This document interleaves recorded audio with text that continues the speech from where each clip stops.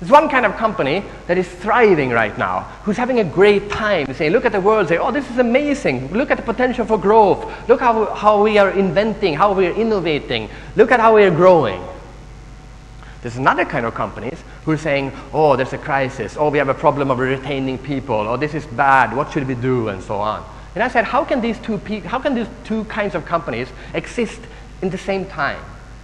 What differentiates those two kinds of companies?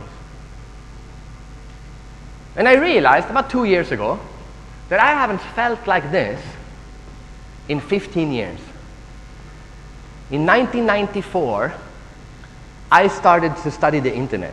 And in 1995, I wrote my first book, which was called Internet and Marketing. It was a book about how to use this new thing called the internet for advertising and marketing. And during the 1990s, I would go around and speak at conferences like this about this new thing called the internet and why you need to adopt to this internet age. And I had a feeling there were two kinds of companies. One kind of company who said, this is amazing, we need to do this. This is going to change the way we advertise, how we market, how we communicate with our customers. Another kind of company who said, this is nothing. Internet will never become big. I don't know what they're talking about. And they didn't adopt. We call that the digital divide. How some people got it and some people didn't. Today, I'm here to propose a new phrase which I call the global divide. And the feeling I have is there's one kind of companies and one kind of people who understand what the big trend in the world is right now and how that's going to change how we do business.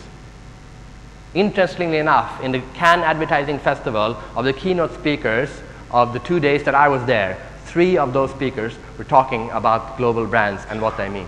So during the last 2 years, I've been interviewing companies that I found somehow are good at doing something around being a global company. There are very few companies that are good on all of this, but they're all good at something, and we can all learn something about them. And what I would like to do today is to share some of those experiences that these companies have told me about what it means to be a global company and what it means to be a global brand. And the reason I'm speaking to you about it is because I believe that you are the creative ones.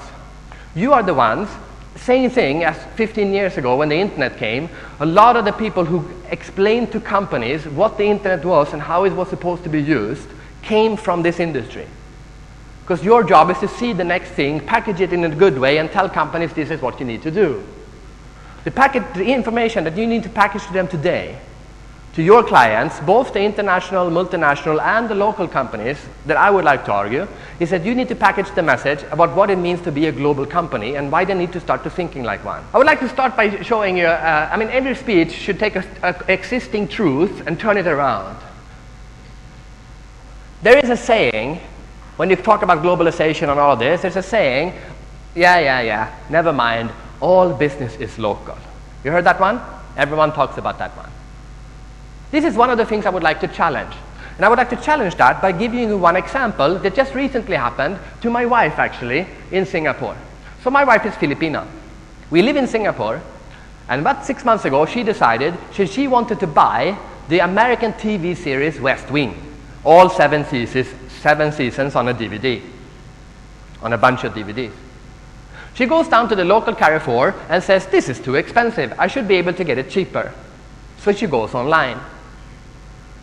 She suddenly finds an eBay site in Australia where the 7 seasons of West Wing is cheaper than in Singapore. So she goes online and she orders it.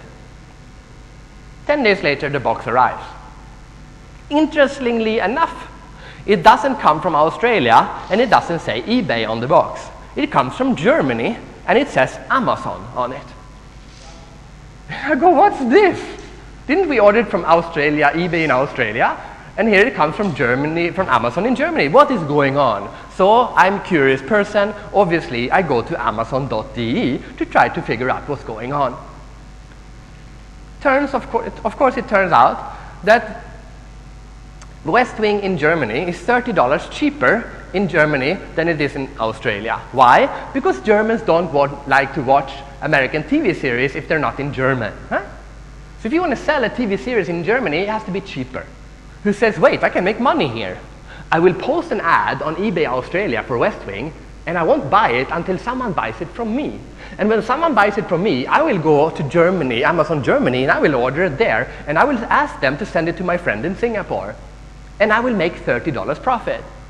So let's see, here's a Filipino woman living in Singapore buying an American TV series from an American site in Australia, but the guy in Bangladesh makes $30 because he orders from Germany. How is that local? What part of that is local? It's not. All business is local, except the business that is global, and that is the difference. There is now something called global business. And it actually started, you could argue that globalization started with Columbus, but that's a distant thing. What I'm talking about is the next step, and the next step started about 3 to 7 years ago.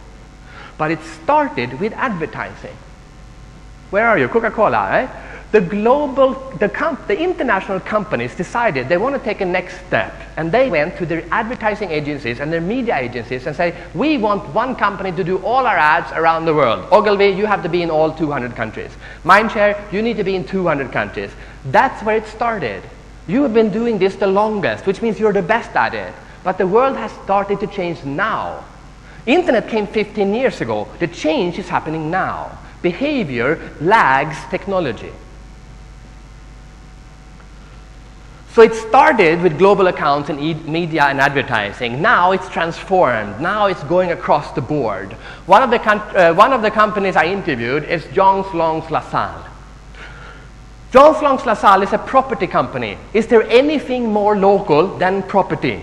It's a plot of land, you can't move it. You can't export it, you can't import it. The last 5 years, property became a global business. You cannot be a property company and just as in London and just have an office in London, because the property market of London is a global property market, and people from Karachi are buying houses in London, and you need to have an office in Karachi. Jones Lang LaSalle just this year signed a contract with JSK for Jones Lang LaSalle to handle all